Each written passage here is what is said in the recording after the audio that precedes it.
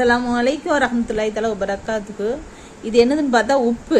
இந்த உப்பை வந்து நல்ல சட்டியில் போட்டு நல்ல சூடு பறக்க வறுத்துக்கணும். வறுத்து இதை மாதிரி ஒரு கர்ச்சிப்லையோ வெள்ளை துணியிலையோ காட்டன் துணியில் போட்டு நல்லா இதை மாதிரி முடிச்சு போட்டு கெட்டிக்கணும். கெட்டிக்கிட்டு உங்கள் கண்ணில் அடிபட்டாலோ வேறு எதில் அடிபட்டாலோ இப்படி நல்லா ஒத்தலம் கொடுக்கணும். கண்ணுக்கு மேலே இப்படி வச்சு நல்லா ஒத்தலம் கொடுக்கணும். அது மட்டும் இல்லை, உங்களுக்கு கண்ணில் அடிபட்டால் நீங்கள் வச்சுக்கிட்டு இருக்கக்கூடாது. உடனே ஆஸ்பத்திரி கண் ஆஸ்பத்திரியில் போய் காமிச்சிடணும்.